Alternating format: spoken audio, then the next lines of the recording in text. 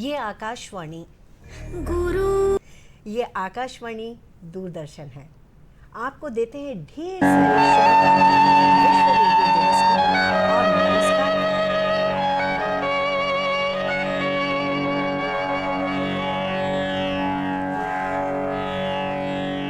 सबके मन को जन जन को भाती है जिसकी वाणी। ये आकाशवाणी दूरदर्शन है। विश्व रेडियो दिवस की ढेर सारी शुभकामनाएं। नमस्कार एमपी के आज के अंक में। लेकिन हम वापस आपको लिए चलते हैं अपनी होस्ट के पास, वापस इसलिए क्योंकि शुरुआत तो होस्ट ही करते हैं। और विश्व रेडियो दिवस की शुभकामनाओं के साथ वृंदा जी, आज के इस कार्यक्रम की शुरुआत की जाए। बहुत धन्यवाद अमिता जी, बहुत सारी शुभकामनाएं हमारे सभी दर्शकों को विश्व रेडियो दिवस की। जी हाँ, आकाशवाणी मध्य प्रदेश की एक बेहद फेमस एंकर उद्घोषक से अभी आप रूबरू हो रहे थे। अपनी आवाज का जादू बिखेर रही थी अमिता त्रिवेदी जी। आप आकाशवाणी मध्य प्रदेश में वरिष्ठ उद्घोषक हैं। वर्षों से ये आवाज आपके घरों में, आपके रेडियो सेट में गूंजती आई है। और आज हमारे कार्यक्रम की शुरुआत अमिता जी ने की, क्योंकि आज विश्व रेडियो दिवस है। तो आज बात करेंगे हम रेडियो के बारे में, रेडियो के सफरनामे को जानेंगे, कैसे ये रेडियो आपके घरों में पहुंचा और सालों से ये रेडियो आपके घर में बजता आ रहा है। रेडियो से को सुनते हुए ही हम अपने कामों को गति दे रहे हैं। तो रेडियो का और हमारा ये जो साथ है, चोली दामन का साथ है, कैसे ये रेडियो हमारे घरों में पहुंचा, पुराने उद्घोषकों के बारे में भी बात करेंगे। रेडियो के नए पुराने जो प्रोग्राम्स हैं उनके बारे में भी हम चर्चा करेंगे। उसके पहले आइए सबसे पहले नमस्कार एमपी कार्यक्रम में हम, जैसे कि आप सभी जानते हैं, कि शुरुआत करते हैं तिथि के साथ। तो आइए जान लेते हैं आज की तिथि। विक्रम संवत 2079, फाल्गुन माह, कृष्ण पक्ष, सप्तमी है आज 13 फरवरी 2023, सोमवार का दिन है। आप सबका दिन मंगलमय हो, यही शुभकामनाएं आप सबके लिए। दर्शकों, नमस्कार एमपी कार्यक्रम से जुड़ चुके हैं आप सब जानते हैं कि हमारा ये programme live phone in programme होता है। तो इस प्रोग्राम की खासियत यही है कि इस प्रोग्राम में आप हमारे टेलीफोन नंबर्स के माध्यम से हमसे जुड़ सकते हैं, अपने प्रश्न, अपने सवाल हमारे विषय विशेषज्ञों तक रख सकते हैं और अपने जो प्रश्न है उनका समाधान, उनका जवाब भी आपको जरूर मिलेगा। तो उसके पहले कि आप हमसे जुड़े, जरूरी हो जाता है कि हम अपने नंबर्स को आप तक पहुंचाएं। तो जल्दी से नोट डाउन करें हमारे उन नंबर्स को। स्क्रीन पर लगातार फ्लैश हो रहे हैं हमारे नंबर्स 0755-266-0049, इसके साथ ही 1800-233-0040। ये हमारे नंबर्स हैं। इन नंबर्स का इस्तेमाल करें, जुड़े हमसे हमारे आज के प्रोग्राम में। एक बार फिर से हम आप तक अपने नंबर्स को पहुंचा देते हैं 0755-266-0049, इसके साथ ही 1800-233-0040। इन नंबर्स को आपने नोट डाउन कर ही लिया होगा, हमें उम्मीद है। और चलिए अब जल्दी से हम आपका परिचय करा देते हैं हमारे आज के मेहमानों से।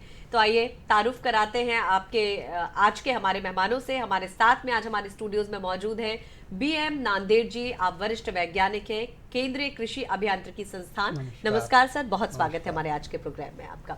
इसके साथ ही जैसे कि हमारे आज के प्रोग्राम में कार्यक्रम की शुरुआत की एक होस्ट के रूप में अमिता त्रिवेदी जी ने, एक जाना पहचाना नाम हम सब के लिए। तो आइए हम परिचय करा दें आपका। वरिष्ठ उद्घोषक आकाशवाणी मध्य प्रदेश अमिता त्रिवेदी जी, बहुत स्वागत है आपका भी मैडम। नमस्कार। नमस्कार एमपी में स्वागत है सभी श्रोताओं का, दर्शकों का, सुनने वालों का, देखने वालों का। और जैसे कि शुरुआत आपने कर ही दी है अपनी सुमधुर आवाज से, तो हम चाहेंगे रेडियो का ये जो सफर है उसके बारे में हम बात करें। उसके पहले सबसे पहले ये जानना जरूरी हो जाता है कि रेडियो से आपका जुड़ाव कैसे हुआ। रेडियो से मुझे लगता है कि हम सबका जुड़ाव एक आवाज़ के ज़रिए होता है, और वो आवाज़ जो कानों से तो पहुंचती है लेकिन शायद दिल में उतर जाती है। और दिल में उतरने के लिए आवाज़ की अपनी शिद्दत कितनी होती है, विषय से कितनी जुड़ी होती है, किस मधुरता के साथ जाती है, आपके अपने मन की कितनी कौन सी बात को छू जाती है, इन सारी बातों पर निर्भर करता है। और हमें लगता है कि आज की पीढ़ी में भी वो दौर हर घर परिवार में होता है कि बैकग्राउंड में, पृष्ठभूमि में एक रेडियो बजता रहता है। बस ऐसे ही सहजता से हमारी भी शुरुआत हो गई, रेडियो के साथ एक जुड़ाव हो गया। और ये जुड़ाव चूंकि आपने कार्यक्रम की शुरुआत एक तिथि से की है जी, तो वैसी ही एक तिथि हमें भी ख्याल आ रही है कि जो विश्व रेडियो दिवस है, रेडियो तो बरसों से, कई दशकों से लगातार मनोरंजन से निरंतर अपनी परिपूर्ण। भूमिका अदा कर रहा है, तमाम सारी जिम्मेदारियों के साथ, आकस्मिक और आपदाओं की स्थितियों में भी। बिल्कुल। सहज और साधारण स्थितियों में तो मनोरंजन करता ही है, शिक्षा और स्वास्थ्य को लेकर भी लगातार काम कर रहा है।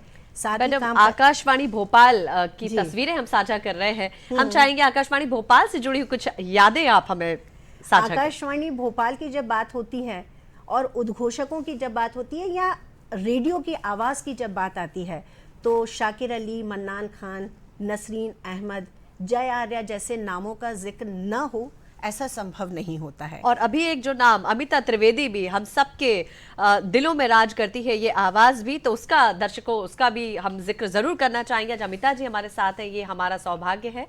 अमिता जी, लगाव कैसे हुआ रेडियो से, ये बात अभी हमने आपसे सुनी, जी। और अब हम बात करना चाहेंगे कि रेडियो में शुरुआत आपकी कब हुई, कैसे हुई? रेडियो में मेरी अपनी शुरुआत 1997 में हुई। एक उद्घोषक के रूप में मैंने अपने कार्य की शुरुआत की।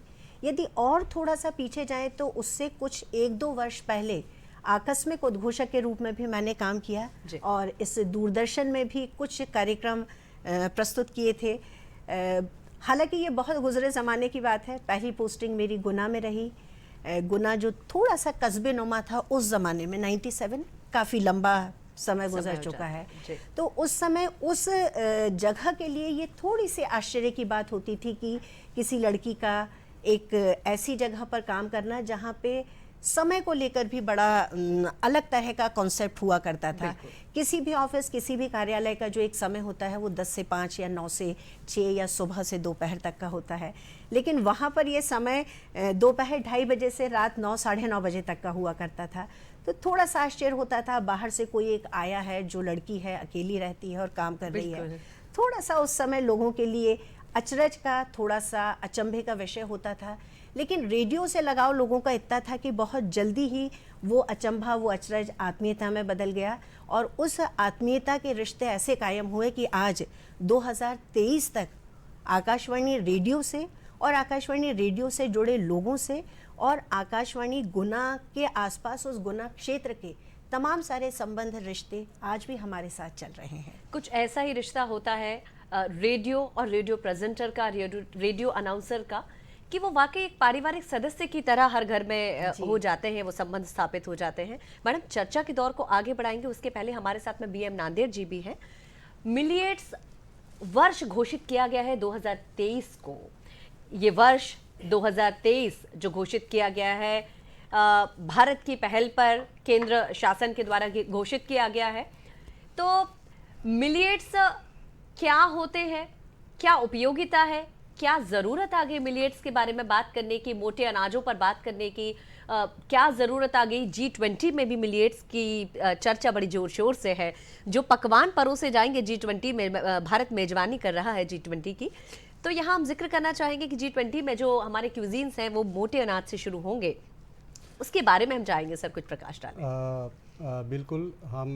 मैं सभी नमस्कार MP के सभी दर्शकों को इस प्रोग्राम में मैं उनका स्वागत करता हूं।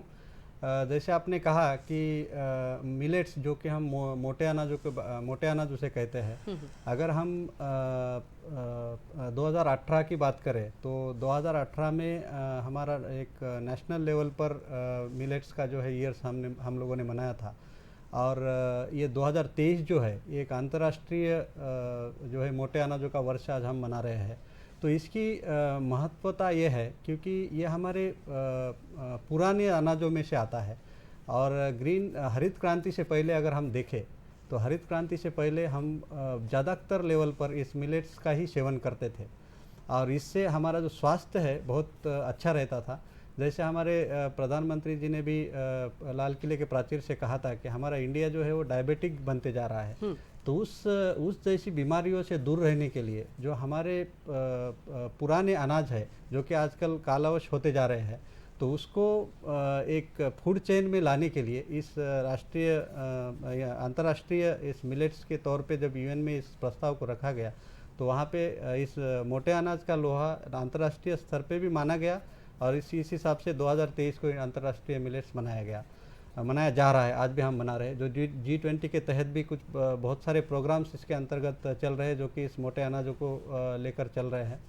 तो जैसे आपने पूछा कि जो मोटे अनाज होते हैं ये मैं आपके दर्शकों को बताना चाहूँगा कि ये दो तरीके के होते हैं, दो भागों में इसको बांटा जाएगा। तो एक तो होता है मोटे अनाजों में, एक होता है मेजर मिलेट्स और दूसरा होता है माइनर मिलेट्स। तो मेजर मिलेट्स में जैसे आप देखेंगे तो ज्वार है, बाजरा है, इस जो क्रॉप्स को इसमें रखा गया है। और माइनर मिलेट्स में 6 अलग अलग तरह के क्रॉप है, जैसे कोदो है, कुटकी है, सावा है, इस तरह के 6 अलग अलग तरीके के अनाज जो है वो माइनर मिलेट्स में आते हैं जी। तो इनका सेवन अगर हम करते हैं तो इसकी क्या इसको न्यूट्री सीरियल भी कहा जाता है। एक न्यूट्रिशन का एक भंडार भरा हुआ है इसमें, जो कि हम इसको अगर सेवन के अपने चेन में लाते हैं तो अपना स्वास्थ्य अच्छे तरीके से रखने में हमें मदद मिलेगी। और जैसे हम गेहूं और चावल खाते हैं, अगर हम गेहूं और चावल की तुलना में अगर हम मिलेट्स जो मोटे अनाजों के अंतर्गत जो न्यूट्रिशन की बात करें, आपको बीच में हम रोकना चाहेंगे, चर्चा के बातों के दौर को आगे जारी रखेंगे, पर हम आपको बता दें हमारे कॉलर हमसे जुड़ चुके हैं, तो आइए हम उनके फोन कॉल को ले लेते हैं। हेलो जी, नमस्कार सर, अपना प्रश्न करें। मैं महेंद्र पटेल दामोद से बोल रहा हूँ, ग्रामीण क्षेत्र से बिलोंग करता हूँ। सर को मेरा नमस्कार है। सर ये जानना चाह रहे हैं हम कि मोटे अनाज तो विलुप्त होते जा रहे थे और आज की युवा पीढ़ी कैसे एडजस्ट करेगी, वो कैसे मतलब खाएगी, उनमें कितनी गुणवत्ता होती है, कितने स्वादिष्ट होते हैं और स्वास्थ्य की मतलब दृष्टि से कितना कारगर है आज की जरूरी में। लेकिन युवा पीढ़ी तो सर उस पर विश्वास कैसे करेगी, चाइनीज का जमाना है, तो थोड़ा सा प्रकाश डालें। सेहत से ज्यादा स्वाद को हम वैल्यू देते हैं, और यदि आज की युवा पीढ़ी की बात करते हैं तो कहीं ना कहीं स्वाद से उनका कनेक्शन ज्यादा होता है। कैसे युवा पीढ़ी को, कैसे आज के लोगों को हम आकर्षित कर सकते हैं मोटे अनाज का सेवन करने के लिए, ताकि उनकी सेहत दुरुस्त रहे? कुछ इसी तरह का सवाल इनका हम जानना चाहेंगे इसका। हाँ, मैं ज़रूर आपके दर्शकों को बताना चाहूँगा कि जैसे हमने देखा है कि जैसे अंतर्राष्ट्रीय लेवल पे जब इस मिलेट्स को जब मनाया जाएगा तो हमारे बहुत सारे जो नए पीढ़ी के लोग हैं वो इसको मिलेट्स क्या है ये जानते भी नहीं हैं बहुत हद तक। तो जब ये इसको जानना शुरू कर देंगे तो आप जैसे हम राइस खाते हैं, तो आप अगर कुटकी का जो राइस है उसकी अगर खीर खाएंगे तो वो आपका जो चावल के खीर से भी कहीं बेहतर होती है, बट आपको ये कहीं मिलेगी नहीं, क्योंकि ये इस तरह का जो प्रोडक्शन लेवल पे हमारा बहुत ज़्यादा ध्यान नहीं रहा। तो जब इसका प्रोडक्शन बढ़ेगा तो इसके अलग अलग प्रकार के प्रकारों में इस चीज़ पे जो अनुसंधान किया गया है, जैसे कि आपका खाने के इसमें बिस्कुट्स हम इसके ज़रिए बना सकते हैं, फ्लेक्स बना सकते हैं, रेडी टू ईट फूड्स जो आजकल आते हैं उसके अंदर भी हम इसको बना सकते हैं। आजकल आप देख रहे होंगे कि ट्रेडिशनल कुछ रेस्टोरेंट्स आ रहे हैं, आप जैसे देखते हैं राजस्थान के कल्चर का, महाराष्ट्र के कल्चर का, या इस तरह के जहाँ जहाँ जिस एरिया में लोग रहते हैं तो उनकी तरह वो एक ट्रेडिशनल फूड्स के दौर पे भी उस रेस्टोरेंट्स में इसको इंट्रोड्यूस किया जा सकता है। जैसे बाजरा की रोटी हो, ज्वार की रोटी हो, उसके साथ अचार हो या उसके साथ बेसन हो, तो इस बाजरे का खिचड़ा भी आजकल बड़ा फेमस है सर। बाजरे का खिचड़ा हो तो इस तरह के जो फूड प्रोडक्ट्स है इसके ऊपर अलग अलग तरीके से, जैसे हम आजकल की पीढ़ी में जैसे पिज़्ज़ा खाते हैं लोग, तो पिज़्ज़ा खाते हैं या इस तरह के जो नूडल्स खाते हैं, तो इन मिलेट्स के अनाजों का उपयोग कर भी इतनी सारी रेसिपीज़ बनी हुई है कि अगर हम इसको दरबदर अपने दिनचर्या में अगर लाना शुरू कर देंगे तो वो एक बेहतरीन टेस्ट के साथ भी इसका जो है उपयोग किया जा सकता है जी। जैसे आप देखते हैं कि हम ट्रेडिशनल वे में जब किसी रेस्टोरेंट्स में जाते हैं तो उसका टेस्ट अगर आप नॉर्मल अपने फूड चेन से देखेंगे तो वो बहुत बेहतरीन रहता है। जब ये सबके सामने इस प्लेट्स को रखा जाएगा और जब उसकी टेस्ट जब वो लोग जानना शुरू कर देंगे तो इसका कंजम्पशन से तो धीरे धीरे बढ़ेगा, और जैसे ही कंजम्पशन इसका बढ़ेगा तो हमें ज़्यादा अनाजों की उत्पादन करने की ज़रूरत पड़ेगी और धीरे धीरे इसका डिमांड जो है हम इसको अपग्रेड कर सकते हैं। बिल्कुल, फाइबर युक्त तो ये भोजन होता है। मिलिएट्स का यदि इस्तेमाल करते हैं तो फाइबर्स हमारी बॉडी को ज़्यादा मिलते हैं, कहीं ना कहीं डाइजेशन भी हम इम्प्रूव कर सकते हैं और अपनी लाइफस्टाइल को चेंज करेंगे तो निश्चित ही हम अच्छा स्वास्थ्य पा ही सकेंगे। चर्चा के इस दौर को आगे जारी रखेंगे सर, उसके पहले मैं रिक्वेस्ट करूंगी हमारे प्रोड्यूसर एस रावत जी से कि हमें उत्तराखंड की ओर ले चले, वहां पर मिलिएट्स से बड़े करीब से हम जानेंगे मिलिएट्स के बारे में। वहां पर हमारे एक एक्सपर्ट हमारे साथ में जुड़े हुए हैं, ये उनसे बात करते हैं। Hello hello. हाँ जी मैम प्रणाम। तेजपाल जी नमस्कार, बहुत स्वागत है आपका। नमस्कार, हाँ, एमपी कार्यक्रम से जुड़े हुए हैं आप जी। और गढ़वाल उत्तराखंड से बोल रहा हूँ जी, और मेरा आपको प्रणाम और आपके सभी दर्शकों को मेरी ओर से दोनों हाथों का प्रणाम। मैं थोड़ा सा आपको अपनी समस्या और अपनी ताकत आता हूँ थोड़ा यहाँ से। सर हम चाहेंगे मोटे अनाज कमाने के लिए मक्का हुआ, झंगोरा हुआ, कोदा हुआ, इसके लिए हमने काफी प्रयास किया था और ये भी कहा था कि मोटा अनाज कमाएंगे, उत्तराखंड राज्य बनाएंगे और स्वस्थ रहेंगे। लेकिन आज इस चीज की दिक्कत हो गई है क्योंकि कुछ जंगली जानवरों ने भी खेतों में आतंक मचाया, कुछ आसमान भी हमें खाद नहीं दे पाता उखड़ खेती के कारण। थोड़ा सा मेरा सरकार से भी आग्रह है कि आप हमें सहयोग करें, मोटा अनाज को हम इस प्रकार अपने खेतों में उगा सके और खाए और सबको भी खिलाए और स्वस्थ रहे। आप लोग किस तरह से प्रचार प्रसार कर रहे हैं सर मोटे अनाज? हाँ जी, आप लोग किस तरह से प्रचार प्रसार कर रहे हैं सर मोटे अनाज को लोग अपनी डे टू डे लाइफ में शामिल करें, मोटे अनाज का इस्तेमाल करें, तरह तरह की रेसिपीज का हम उपयोग कर सकते हैं, तो सर आप क्या कहेंगे इस बारे में? मैं इसके बारे में मैम जी ये कहना चाहता हूँ कि मोटा अनाज, पौधा, झंगोरा, मक्का, जौ, बाजरा वगैरह हमारे लिए बहुत उपयोगी है, फाइबर युक्त है और ताकत के लिए अच्छा है, पहाड़ का भोजन है, सबसे अच्छा व्यंजन है उत्तराखंड का। इसमें जो है सरकार को थोड़ा सहयोग देना चाहिए कि हमें कि हम किस प्रकार अपने जंगली जानवरों से खेती को बचाए। और सरकार, उत्तराखंड सरकार से मैं अनुरोध करता हूँ कि कृपया थोड़ा सा हमें जो है सहायता करे, जानवरों से हमारी खेती की रक्षा करे और हम कमाएंगे। बिल्कुल सर, जहाँ सरकार और सभी को जो है अनाज का जो है स्वाद देंगे जी। सरकार, जहां सरकार की हम बात करते हैं, सरकार की जिम्मेदारी होती है, वहां हमारी जिम्मेदारियां भी उतनी ही होती हैं कि हमारी जो फसल है उसकी हम रक्षा सुरक्षा करने की पूर्णतः कोशिश करें, संकल्पित हो और आप भी अपने लेवल पे कोशिश करें कि लोगों में जागरूकता बढ़े मोटे अनाज को लेने के। जी मैम, जी मैम। सर जहां तक मोटे अनाज की यदि तेजपाल जी रहने वाला हूँ, हमारे उत्तराखंड में बद्रीनाथ चार धाम पड़ते हैं, उसके नीचे थोड़ा सा आप आगे की जोशीमठ बोलते हैं वहाँ के लिए। तेजपाल जी जिस तरह से मोटे अनाज की खेती यदि हम करते हैं तो पानी की आवश्यकता भी कहीं ना कहीं कुछ कम होती है, क्या इस बात जी? पहाड़ों में पानी की आवश्यकता है, कई जगह पहाड़ों में ऊपर खेत है जिसमें आसमान मौसम भी हमें साथ दे पा रहा है मैम जी। तो दर्शकों हम आपको बता दें कि यदि मोटे अनाज की कृषि हम करते हैं, उसकी खेती यदि हम करते हैं तो कहीं ना कहीं पानी की आवश्यकता भी कम होती है। यदि मोटे अनाज को हम अपने भोज्य पदार्थ में इस्तेमाल करते हैं, भोज्य पदार्थ के रूप में इस्तेमाल करते हैं, तो पौष्टिकता की यदि हम बात करते हैं तो निश्चित ही हमें बहुत पौष्टिक खाना खाने को मिलेगा। और यही शायद वजह है, नांदेड़ जी क्या कहेंगे, आपकी G20 में यदि हमने शुरुआत ही हमारे जो क्विजीन्स हैं उसकी शुरुआत यदि हमने मिलिएट से करना चाहा है तो कहीं ना कहीं इसके प्रति जागरूकता फैलाना ही एक उद्देश्य रहा है। बिल्कुल, जैसे आपने कहा कि इसकी तो शुरुआत हुई है। अगर हम जो अभी हम जो गेहूं और चावल खाते हैं तो उससे कहीं गुना बेहतर मात्रा में हमें प्रोटीन्स, फाइबर्स और आयरन के गुण इसमें मिलते हैं और ये सबसे सस्ता कम रेट में हमें अच्छे से न्यूट्रिशन इसके जरिए मिलते हैं।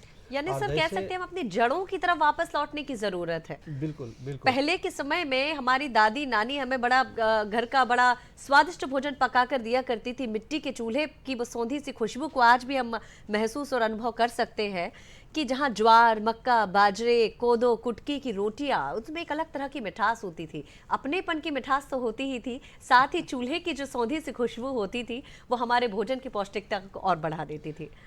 अभी जैसे मोटे अनाजों के बारे में हम और विस्तृत में अगर जाएं तो आप जैसे कह रहे थे कि इसको ये किसी भी तरह के जो खेत में आ सकता है, जिसमें इसके जो तापमान, जहाँ ज़्यादा तापमान होता है, जहाँ पानी की बहुत कमी होती है, जहाँ पर आपका आजकल के दौर में जो जलवायु जो परिवर्तन की स्थितियाँ आ रही है, तो उसके लिए सबसे बेहतर अगर कोई उपाय है तो ये मिलेट्स का प्रोडक्शन। बिल्कुल सर, चर्चा हम आपसे करेंगे, बहुत विस्तार से जानेंगे, समझेंगे कि किस तरह की जलवायु क्लाइमेटिक कंडीशन की ज़रूरत होती है, किस तरह की मिट्टी की रिक्वायरमेंट होती है यदि मिलेट्स हम उसकी कृषि करना चाहते हैं, यदि मोटे अनाजों की खेती यदि हम करना चाहते हैं तो जलवायु किस तरह की रिक्वायरमेंट होगी, यदि हम बात करें मिट्टी की तो किस तरह की उसके लिए मिट्टी की ज़रूरत होगी, खाद किस तरह की होगी, हम अपने प्रदेश की बात करते हैं तो हमारा प्रदेश को हम कहाँ पाते हैं, तमाम इन सारे विषयों पर हम बात करेंगे। उसके पहले अमिता जी की ओर हम अपना रुख करेंगे। अमिता मैडम, बात करते हैं यदि हम रेडियो की, तो पहले के समय में एक साथी, एक हमजोली कह सकते हैं रेडियो को। हमें लगता था कि यदि कोई व्यक्ति अकेला है तो अकेलेपन में भी वो अकेला नहीं होता था, क्योंकि रेडियो उसका सबसे अच्छा दोस्त होता था। क्या लगता है मैडम, तब के समय में और अब के समय में क्या बदलाव आप महसूस करती है? मुझे लगता है कि बदलाव थोड़ा सा सोच में और थोड़ा सा परिस्थितियों में आया है। बाकी साथी तो रेडियो आज भी उतना ही है, वो चाहे अकेलापन हो, घर परिवार का साथ हो, मित्रों का साथ हो या कोई समारोह हो, रेडियो की भूमिका आज भी वही है। जैसा अभी अपने विशेषज्ञ से बात करते करते मिलेट्स की बात हो रही थी कि मोटा अनाज हमारे भोजन का हिस्सा था। बिल्कुल। बीच के समय में हम उसे भूल गए और अब वापस वो एक नई ब्रांडिंग के साथ आ रहा है, क्योंकि हमें उसकी उपयोगिता महसूस हो रही है जी। थोड़ा सा रेडियो को हम इस ढंग से मान सकते हैं कि हमारे जीवन का अभिन्न हिस्सा हमेशा से रहा है रेडियो। बीच में बहुत सारे दूसरे चैनल्स आ गए, उस समय की तात्कालिक परिस्थितियों और युवाओं की थोड़ी सी रुचि उस तरफ हो गई। लेकिन जैसे स्वास्थ्य को लेकर हम बात करते हैं, अच्छे पोषण को लेकर बात करते हैं कि हमें मोटे अनाज की तरफ लौटना है, वैसे ही हमें वापस अपनी संस्कृति से यदि जुड़ना है तो रेडियो से जुड़ाव स्वतः ही हमारा होता चला जाएगा, क्योंकि वो बहुत गहरे हमारी जड़ों से जुड़ा है। बिल्कुल मैडम, और यहाँ पर इस बात का जिक्र करना भी मैं चाहूंगी कि हमारा रेडियो का जो लोगो है, बहुजन हिताय बहुजन सुखाय, उसके बारे में भी हम चाहेंगे कुछ। बहुजन हिताय बहुजन सुखाय की बात ही हम नहीं करते, बल्कि लगातार इस ध्येय सूत्र को लेकर हम कार्य भी करते हैं। और हम कार्य करने से मतलब रेडियो की बात कर रहे हैं। सबसे बड़ी चीज़ ये है कि रेडियो की रीच 99.99% है, यानी लगभग हर एक व्यक्ति तक रेडियो पहुंच रहा है जी। दूसरी बात यह है कि शिक्षा, स्वास्थ्य, सूचना और मनोरंजन, ये सारी चीज़ें एक बहुत अच्छे अनुपात के साथ रेडियो अपने समाज तक पहुंचा रहा है जी। उसके अलावा वो चीज़ें जो धीरे धीरे समाज से कम होती जा रही हैं, थोड़ा सा बाजारवाद के कारण या भौतिकता के कारण जिस चीज़ों के प्रति रुझान थोड़ा कम हुआ है, रेडियो आज भी उस परंपरा को लेकर आगे बढ़ रहा है और पूरी विश्वसनीयता के साथ बढ़ रहा है। यही वजह है कि समाचारों की जब भी बात आती है, रेडियो या दूरदर्शन के समाचार ही समाचार माने जाते हैं। बाकी तो सब जो होते हैं वो न्यूज़ स्टोरीज होते हैं। बिल्कुल मैम, और यही चीज़ शास्त्रीय संगीत के बारे में भी हम कह सकते हैं। जी बिल्कुल। कार्यक्रमों का तो जिक्र और मनोरंजन और गीत संगीत की बात तो लगातार चलने वाली स्थितियां हैं, लेकिन कुछ ऐसी चीज़ें हैं जो पाए आज भी उतने ही मजबूत हैं, उतने ही विश्वसनीय हैं, और शायद यही वजह है कि लगभग हर एक व्यक्ति तक रेडियो बना हुआ बिल्कुल मैडम, और चित्र भी हम देख पा रहे हैं, लगातार हम तस्वीरें साझा कर रहे हैं कि किस तरह से रेडियो पर प्रसारित होने वाले कार्यक्रम हम सब के मन मस्तिष्क पर राज करते हैं। मैडम, आपने बात की है समाचार की, तो यहाँ पर यदि देवकी नंदन पांडे जी का जिक्र हम ना करें तो मुझे लगता है कि ये सफर अधूरा सा होगा। अनादि मिश्र जी की का भी हम जिक्र करना चाहेंगे, अशोक वाजपेयी जी, ऐसे समाचार वाचक यहाँ पर रहे हैं जिनकी आवाज से हम बिल्कुल ठहर सा जाते थे, ठिठक जाते थे। वृंदा जी, यहाँ पे इसी बात को आगे बढ़ाते हुए मैं ये कहना चाहूंगी कि वो सिर्फ आवाज या व्यक्ति नहीं, आज की तारीख में एक संस्था हो गए हैं। बिल्कुल। यदि उनकी आवाज को या उनके उस प्रेजेंटेशन को सुना जाए, समझा जाए, तो हम बहुत सारी चीज़ें आज भी उन चीज़ों से सीख सकते हैं। बिल्कुल। और रेडियो को इस ढंग से माना जा सकता है कि ये एक जीवन का स्रोत था जिससे कई सारी धाराएं निकली, और उन धाराओं में बहुत सारे रेडियो चैनल्स अपनी ज़रूरत और महत्व के हिसाब से आगे बढ़ते चले गए, और आज हमें वो कई रूपों में दिखाई देते हैं। कम्युनिटी रेडियो है, एफएम के कई सारे चैनल्स हैं, थोड़ा प्राइवेटाइजेशन भी हुआ, बाकी कैपिटल स्टेशंस पे या जो प्राइमरी चैनल्स हैं वो लगातार अपनी गति से अपने तरह के कार्यक्रम विविध रूपों में पहुंचा रहे हैं। जी। रेडियो की एक बड़ी खूबसूरती ये भी है कि एक तो ये मनोरंजन पूरे घर परिवार में एक साथ बैठ के हो सकता है। स्वस्थ दूसरी मनोरंजन, चीज़ ये बच्चों के लिए प्रोग्राम देता है, यूथ के लिए देता है, महिलाओं के लिए देता है, बुजुर्गों के लिए देता है, शिक्षा और स्वास्थ्य का देता है, समाचार देता है, संगीत के विविध रूपों को देता है, चाहे वो लोक संगीत हो, शास्त्रीय संगीत हो, सुगम संगीत हो, फिल्म संगीत तो एक बहुत बड़ा आधार है। बिल्कुल। तो मुझे नहीं लगता कि हमारे आपके जीवन की, हमारे अपने समाज की, हमारे राष्ट्र की परंपराओं और संस्कृति की कोई भी चीज़, कोई भी आयाम ऐसा हो जो रेडियो से बच पाया हो। बिल्कुल। तो मैडम, इतनी सारी बातें, इतनी सारी जानकारी आपने हमारे साथ में साझा की। उसके पहले कि चर्चा के दौर को आगे बढ़ाए, रेडियो को और करीब से जाने समझे और फिर से उन पुरानी यादों को, उन पुरानी बातों को टटोले हम। हमारे साथ में आज हमारे एक और मेहमान फोन लाइन पर हमसे जुड़े हुए हैं। हम आपको बता दें दर्शकों कि कलाओं के केंद्र भारत भवन का स्थापना वर्ष भी 41वां स्थापना दिवस हम मनाने जा रहे हैं। अनेक प्रोग्राम्स भी आयोजित किए हैं इस तारतम्य में। तो हमारे साथ में वहाँ के डायरेक्टर जुड़े हुए हैं प्रेम शंकर शुक्ल जी, उनसे हम बातचीत करेंगे। हेलो हेलो जी, नमस्ते मैडम जी, आवाज आ रही है? नमस्कार सर, प्रेम शंकर सर, दूरदर्शन मध्य प्रदेश के बेहद खास प्रोग्राम से आप जुड़े हुए हैं, नमस्कार एमपी कार्यक्रम से। सर, सबसे पहले तो बहुत सारी बधाइयां देते हैं जी। कलाओं के केंद्र भारत भवन, जिसने अनेक प्रतिभाओं को पंख दिए हैं, अनेक प्रतिभाओं को तराशा है, ऐसे भारत भवन का स्थापना दिवस हम मनाने जा रहे हैं, तो उसके लिए आप सबको बहुत सारी शुभकामनाएं सर। जी जी, बहुत धन्यवाद मैडम जी, बहुत धन्यवाद। सर, हम चाहेंगे क्या क्या गतिविधियां संचालित हो रही हैं, तो थोड़ा सा आप प्रकाश डालें सर। यह स्थापना का 10 दिन का समारोह है जी, 13 से और 22 फरवरी तक। आज हमारे प्रदेश के माननीय मुख्यमंत्री जी हमारे समारोह के मुख्य अतिथि होंगे जी। और आज जो गतिविधियां हो रही हैं उसमें यहाँ युवाओं का एक रंग दल कह सकते हैं, नाट्य दल है, उनका बिहान संगीत होगा, बिहान ड्रामा वर्क्स एसोसिएशन का। और पंडित राम साहब पांडे जी को आप सब जानते हैं कि राई के पर्याय की तरह है, राई नृत्य के। बिल्कुल। पद्मश्री पंडित राम साहब पांडे जी का राई नृत्य होगा। और हमारे भोपाल की ही बहुत श्रेष्ठ कलाकार हैं रीना सिन्हा जी, और उनके साथी कलाकार रविंद्र संगीत प्रस्तुत करेंगे जी। दरअसल रविंद्र संगीत के बारे में बताना चाहता हूँ, क्योंकि हमने अभी एक तरह से पूरा किया, लेकिन चल ही रहा है, जो स्वतंत्रता का 75 साल पूरा किया। तो ऐसे अमृत काल में, अमृत वर्ष में हम लोगों ने रविंद्र बाबू के 2-3 गीत का चयन किया है कि रविंद्र संगीत प्रस्तुत किया जाए इस समारोह में जी। इसके साथ साथ तमा भाटे हैं, पुणे से आती हैं, रोहिणी भाटे की शिष्या हैं। और रामलला पर ये कहना चाहता हूँ कि बहुत सारी प्रस्तुति राम जन्म और ऐसी बनाई गई हैं, नृत्य संरचनाएं भी, संगीत में भी और चित्रकला में, नाटक में, सब में काम हुआ है। लेकिन इनने कविता को लेकर, कथक को लेकर एक बहुत सुंदर संरचना तैयार की है, तो उसकी प्रस्तुति होगी। और हमारे माननीय मुख्यमंत्री जी का उद्बोधन संबोधन तो होगा ही है। एक हम लोगों ने नया आयाम जोड़ा है कि जो पद्मश्री प्राप्त कलाकार हैं और संगीत नाटक अकादमी पुरस्कार की घोषणा जिनकी अभी इस साल हुई है, उनको भी हम इस मंच पर आज भारत भवन चूंकि अपने स्थापना के 41 वर्ष पूरे कर रहा है, तो कलाकारों का सम्मान हो। इसके पीछे दृष्टि ये है कि दिखना चाहिए और ये संकल्प में रहना चाहिए कि भारत भवन कलाओं का है, कलाकारों का है, और उनका सम्मान हमारा एक केंद्रीय लक्ष्य है। बहुत अच्छी शुरुआत आप कर रहे हैं सर, और भारत भवन के 41 वर्ष पूर्ण हो चुके हैं। कलाओं का केंद्र जो वाकई कलाओं को तराशने का काम कर रहा है, प्रतिभाओं को परवास देने का काम कर रहा है, प्रतिभाओं को स्थान देने का काम कर रहा है, ऐसे भारत भवन के स्थापना दिवस की बहुत सारी शुभकामनाएं आप सभी को, हम सभी। और आपके माध्यम से हम रेडियो के और दूरदर्शन का उपकार हमारे प्रति बहुत रहा है, भारत भवन के प्रति।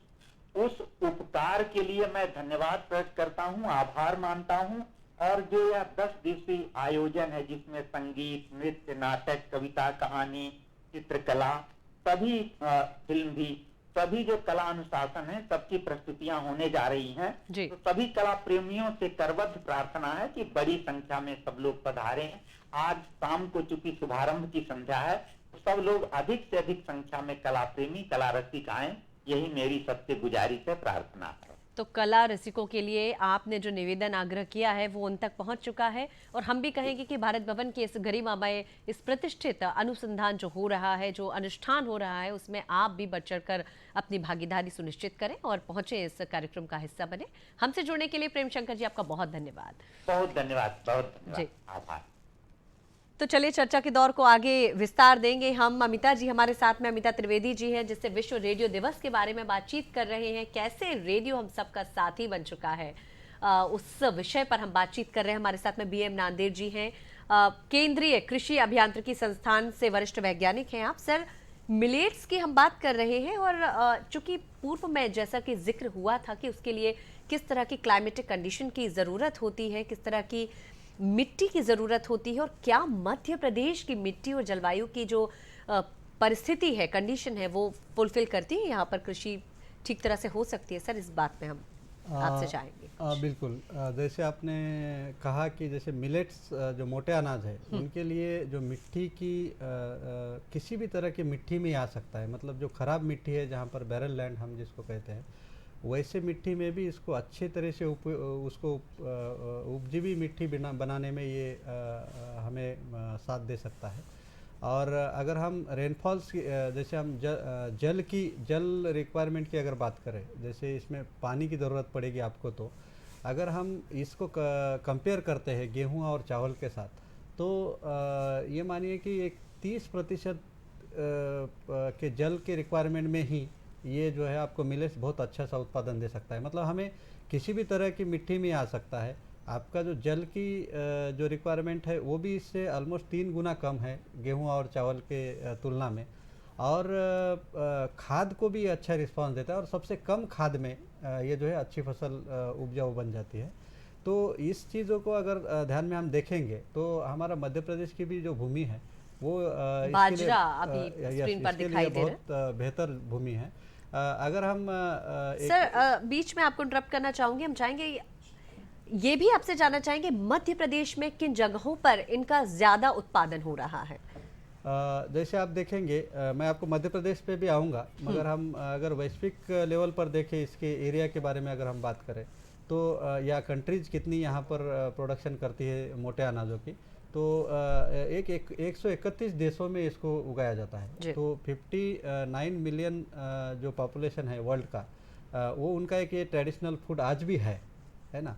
तो ये इस इतना हाई लेवल पर इसको लेते हुए अगर हम इंडिया की बात करते हैं, तो इंडिया जो है अपने एशिया का 80% जो उत्पादन है वो हमारा खुद इंडिया करता है, भारत करता है। और वैश्विक लेवल पे अगर हम देखें तो 20% जो भागीदारी है हमारी इंडिया की इस प्रोडक्शन में हम आते हैं।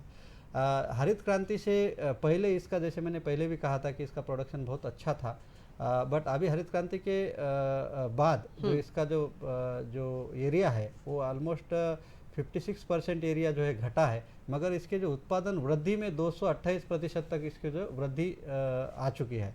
तो इसका कारण अलग अलग उसके कारण हो सकते हैं। उसका एक मेजर कारण उसकी अच्छी जो जातियां हैं, बीज की जातियां, इसका विकास किया गया, और इसके साथ साथ जब मशीनीकरण को इसको जोड़ा गया, तो इन दोनों के कॉम्बिनेशन में आज हम उत्पादन को जो कि हम वैश्विक लेवल का जितना हमारा उत्पादन है 1200-1250 किलो पर हेक्टर के तौर पे, वैसा ही हम इंडिया में उसी के रेंज में ही जो उत्पादन है हम लोगों का आता है। अगर हम मध्य प्रदेश के यहाँ पर आए या इंडिया में जो स्टेट्स के बारे में हम बात करें, तो जैसे मैंने कहा था कि मोटे अनाजों में 2 प्रकार के जो अनाज होते हैं, तो जैसे ज्वार और बाजरा की हम बात करें तो हम मध्य प्रदेश उसमें पीछे आते हैं। जैसे राजस्थान है वो बाजरा में सबसे हायर लेवल में उसका आता है, बट कोदो और कुटकी या सावा राई इस तरह की अगर हम बात करें तो हम मध्य प्रदेश में पहले जो है स्थानों पे हम पहले स्थानों के रेंज में आते हैं।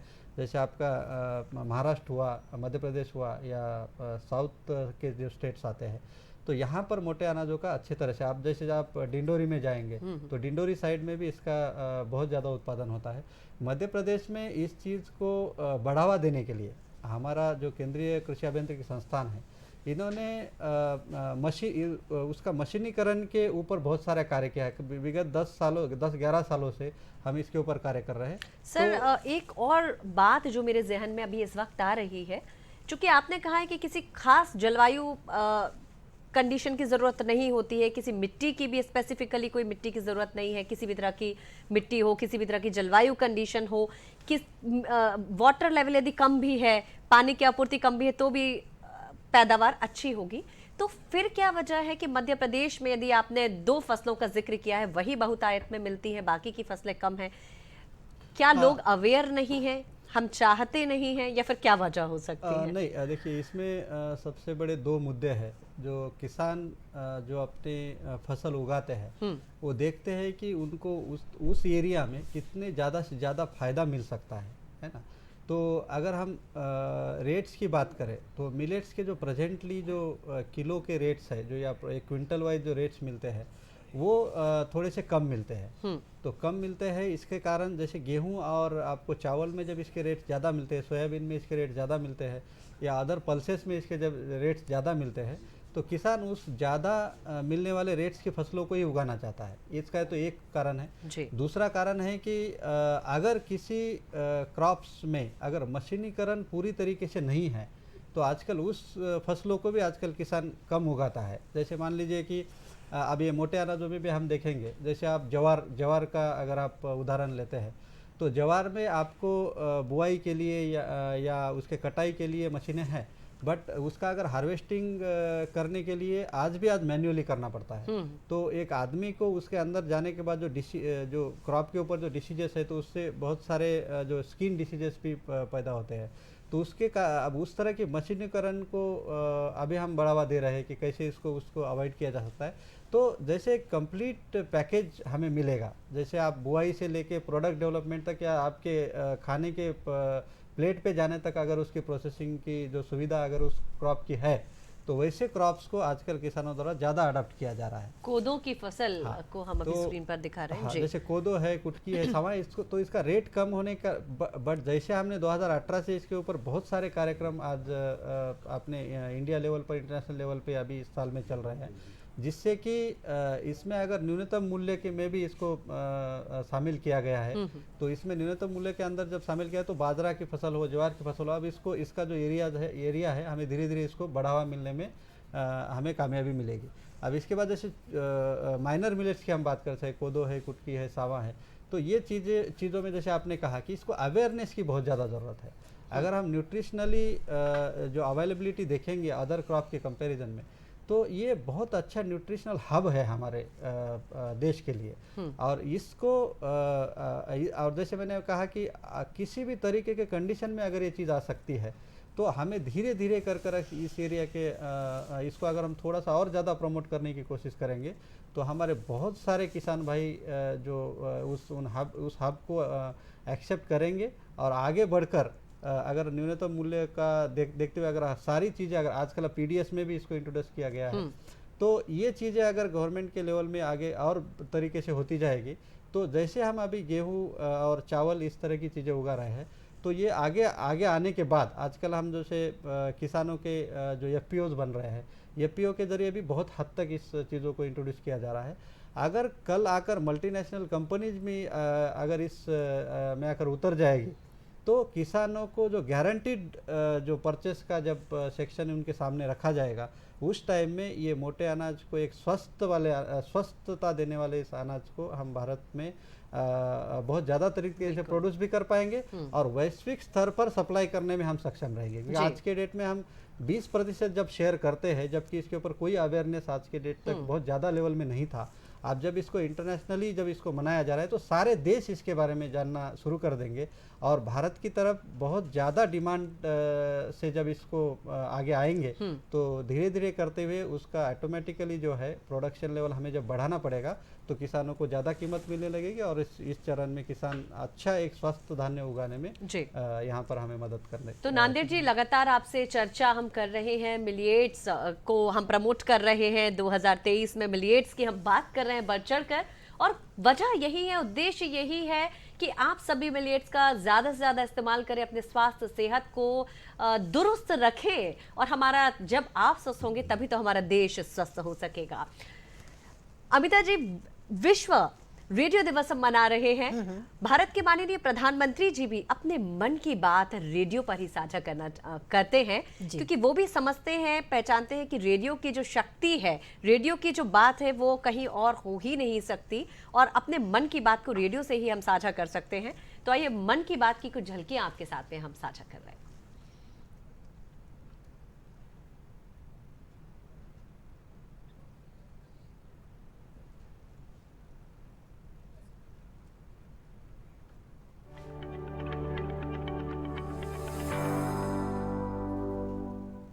मेरे प्यारे देशवासियों, नमस्कार। 2023 की यह पहली मन की बात और उसके साथ साथ इस कार्यक्रम का 97वां 97th एपिसोड भी है। आप सभी के साथ एक बार फिर बातचीत करके मुझे बहुत खुशी हो रही है। हर साल जनवरी का महीना काफी इवेंटफुल होता है। इस महीने 14 जनवरी के आसपास उत्तर से दक्षिण तक और पूरब से पश्चिम तक देश भर में त्योहारों की रौनक होती है। इसके बाद देश अपने गणतंत्र उत्सव भी मनाता है। इस बार भी गणतंत्र दिवस समारोह में अनेक पहलुओं की काफी प्रशंसा हो रही है। जैसलमेर से पुलकित ने मुझे लिखा है कि 26 जनवरी की परेड के दौरान कर्तव्य पथ का निर्माण करने वाले श्रमिकों को देखकर बहुत अच्छा लगा। कानपुर से जया ने लिखा है कि उन्हें परेड में शामिल झांकियों। तो अमिता जी, अब देख सकते हैं कि किस तरह से प्रधानमंत्री जी ने भी अपने मन की बात को लोगों के मन तक पहुंचाने के लिए रेडियो जैसे सशक्त संचार माध्यम को चुना है। हम चाहेंगे मैडम, आप भी क्यों रेडियो से हम सब एक अपनापन, एक अलग तरह का लगाव हम सब के मन में है रेडियो के प्रति, क्या वजह आप उसे मानती हैं? मन की बात की जाए या हम सब की बात की जाए, रेडियो की जो शक्ति है वो शक्ति हमारे पूरे माहौल में घुली हुई है, और वो शक्ति ही हमें आकर्षित करती है शायद रेडियो से जुड़ने के लिए। यदि व्यवहारिक दृष्टि से देखें तो एक तो ये एक लंबे समय से चला आ रहा है, लगभग 6-7 दशक हो रहे हैं हम रेडियो से जुड़े हुए हैं, और रेडियो हमारे जीवन के हर एक आयाम से जुड़ा हुआ है। उसके बाद जैसे कि पहले भी चर्चा हुई कि हमारे समाज का कोई भी वर्ग, हमारे जीवन का कोई भी आयाम ऐसा नहीं है जो रेडियो से अछूता रहा हो, तो वो समग्रता में सबको अपने साथ लेकर आगे बढ़ता है। दूसरी बड़ी बात यह है कि समय के साथ बदलता भी है। ऐसा नहीं है कि हमने अपनी उन परंपराओं को जिनके साथ इसकी शुरुआत की थी तब से लेके आज तक हम वहीं खड़े हुए हैं। हमारी परंपराओं के साथ पूरी आधुनिकता जुड़ गई है हमारे रेडियो में। तकनीक के क्षेत्र में देखें तो जो मीडियम वेव पर प्रसारण होता था, शॉर्ट वेव पर प्रसारण होता था, ये प्रसारण एफएम पर आया, और एफएम से आजकल सबके पॉकेट में मोबाइल ऐप के जरिए पहुंच चुका है। बिल्कुल, यहाँ पर न्यूज़ ऑन एआईआर ऐप का भी हम जिक्र करना चाहेंगे कि मोबाइल में यदि न्यूज़ ऑन एआईआर ऐप के माध्यम से आप बहुत इजीली अपने मोबाइल फ़ोन पर भी रेडियो को सुन सकते हैं। बिल्कुल, जो भी स्टेशन आप सुनना चाहते हैं उसे न्यूज़ ऑन एआईआर ऐप पर आप नाम डालें और वो प्रसारण आपको सुनाई दे जाएगा। ये यूँ कहिए कि आप उस प्रसारण से जुड़ जाएंगे। तो जो रीच होती है किसी भी चीज़ की, वो यदि सब तक है या उस तक सब है तो पूर्णता बनती है, और हर पूर्णता हमें आकर्षित करती है, हमें अपने में समाहित कर लेती है और हमें वो अच्छी लगने लगती है। बिल्कुल मैम, जहाँ पहले खेतों खलिहानों में ट्रांजिस्टर, और वो भी मुझे लगता है कि सभी के पास ट्रांजिस्टर भी नहीं हुआ करते थे, किसी एक व्यक्ति के पास होता था और सारे लोग ग्रुप में आकर बैठ जाया करते थे और मजा लेते थे, सूचना, शिक्षा, मनोरंजन का आनंद लेते थे रेडियो के माध्यम से। और जी आज ये आसान हो गया है हमारा जो सफर है, क्योंकि रेडियो अब आ गया है हमारे मोबाइल पर, हमारे मोबाइल ऐप के जरिए बहुत आसान हो गई है कनेक्टिविटी। और जब चीज़ों की रोचकता, विविधता बढ़ती है, सब तक पहुंच बढ़ जाती है, थोड़ी सी जिम्मेदारियां भी बढ़ जाती बिल्कुल। हैं। और यदि उस दृष्टि से बात की जाए तो सामाजिक तौर पर रेडियो अपनी जिम्मेदारी की भूमिका बहुत खूबसूरती से लगातार अदा कर रहा है। मैडम, जैसे कि हम देख रहे हैं फ्लॉपी और डिस्क, जी, एलपीज का LP पहले टाइम जी। हुआ करता था, वक्त ने अंगड़ाई ली और अब वो कंप्यूटर में कन्वर्ट हो गया। तो बिल्कुल। मैडम, इस बदलाव के बारे में आप क्या कहेंगी कि वो एलपीज का ज़माना, वो डिस्क फ्लॉपीज का ज़माना भी आप लोगों ने जिया है और आज कंप्यूटर के साथ में आप नेतिया पे काम करते हैं, जी, सॉफ्टवेयर नेतिया पर जी। काम करते हैं, तो इस बदलाव को एक्सेप्ट करने में कहीं कुछ परेशानियां, कुछ असहज महसूस आप लोगों ने किया? असहजता तो बिल्कुल नहीं है, क्योंकि जब हम किसी कार्य से जुड़ते हैं जी। तो उसकी आत्मा हमारे लिए महत्वपूर्ण होती है। जैसे जड़ों को सींचने से पेड़ स्वतः ही बढ़ता है, वही स्थिति है कि यदि आप अपने काम से जुड़े हुए हैं और वो काम ज़्यादा आसानी से दूसरों तक पहुंच रहा है, ज़्यादा लोगों तक पहुंच रहा है, सुविधाजनक स्थिति से पहुंच रहा है, तो छोटा सा परिवर्तन स्वयं में लाना ज़रूरी हो जाता है। और जो बात आपसे कही कि रेडियो ने हर आधुनिकता को बहुत सहजता से स्वीकार किया है, और यही वजह है कि तब से लेकर आज तक रेडियो अपनी पूरी ताकत के साथ, अपनी पूर्णता के साथ जमा हुआ है, डटा हुआ है, लगातार काम कर रहा है। मैडम, यहाँ एक बात और जो हम जैसे नए अनाउंसर्स ने महसूस की है, हमारी पीढ़ी के जो अनाउंसर हैं अभी, जो रेडियो से जुड़े हुए हैं, टेलीविजन से जुड़े हुए हैं, पहले भाषा की यदि हम बात करते हैं तो भाषा कुछ एक अलग तरह की होती थी। आज यदि हम बात करते हैं हमारे टाइम की, तो भाषा कुछ थोड़ी सी बदल सी गई है। मैडम, क्या कहेंगे इस बदलाव के बारे में? देखिए, बदलाव की बयार जब चारों तरफ चल रही हो, तब अपने आप को उस बदलाव से अछूता रखना, खुद को दूर कर लेना होता है समाज से। यदि समाज में अपनी जीवंतता के साथ महसूस करना है, अपने आप को जीवंत रखना है और उस जीवंतता को समाज में फैलाना है, तो हमें उस बदलाव को स्वीकार करना पड़ेगा। लेकिन ये स्वीकार्य हमारा अपनी उस गुणों के साथ या उन खास बातों के साथ ही आगे बढ़ रहा है कि भाषा की शुद्धता आज भी जो रेडियो में है वो किसी भी और माध्यम में आपको दिखाई नहीं देगी। भाषा की विविधता जो आपको आज रेडियो में मिलेगी, वो विविधता भी आपको किसी और माध्यम में नहीं मिल पाएगी। और जैसा हमने कहा कि रेडियो समाज में घुला मिला है और पूरा समाज, पूरा राष्ट्र, पूरा जन समुदाय, जीवन पूरा जुड़ा हुआ है रेडियो से। तो जो परिवर्तन, जो बदलाव हमारे घर, परिवार, कुटुंब और समाज में हो रहे हैं जी, बदलाव की वही वानगी रेडियो में भी दिखाई देती है।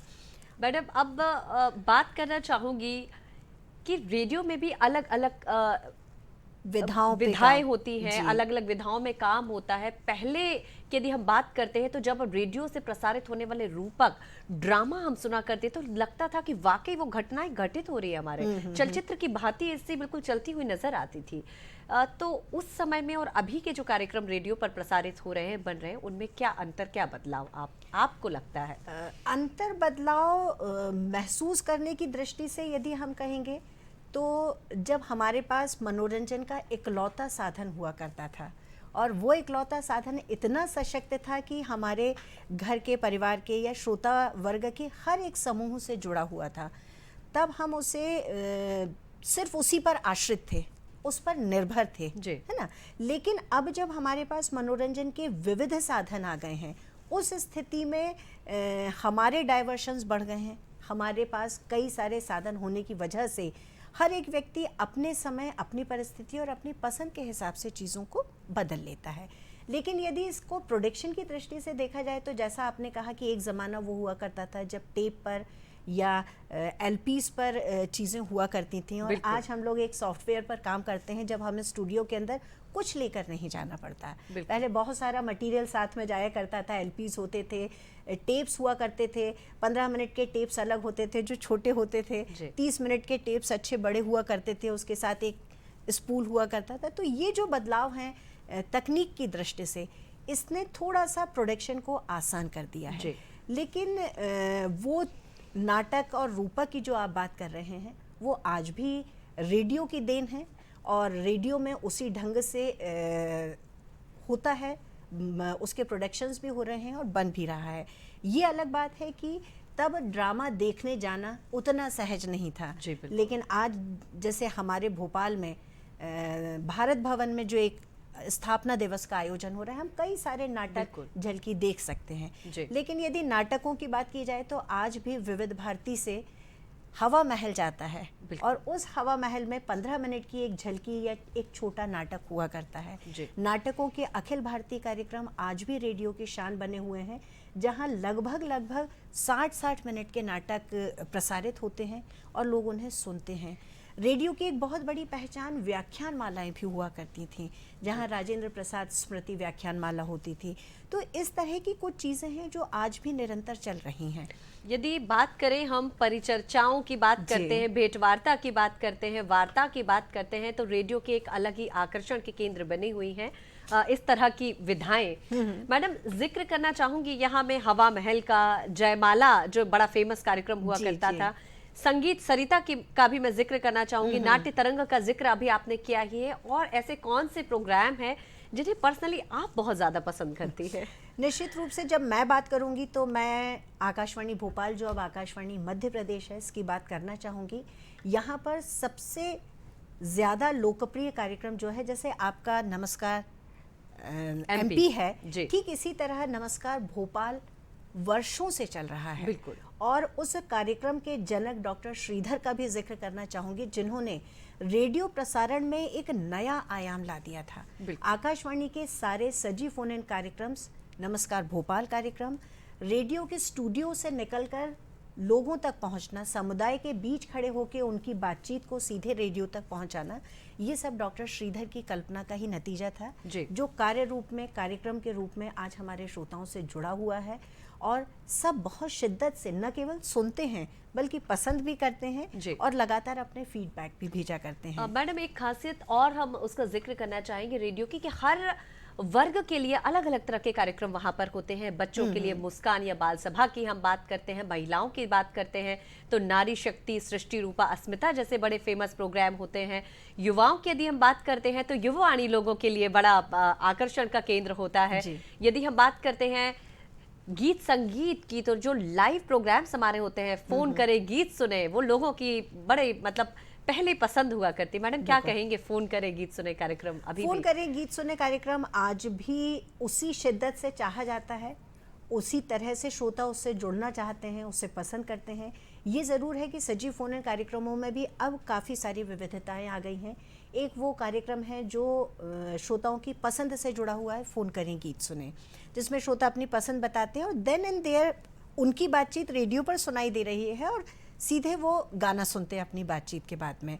दूसरा एक होता है कि कोई एक विषय दे दिया जाता है उन्हें, बात आपकी गीत हमारे के नाम से ये कार्यक्रम चलता है, और वो विषय बहुत सामान्य सा हमारे आसपास का, हमारे माहौल का, हमारे जीवन का जुड़ा हुआ विषय होता है।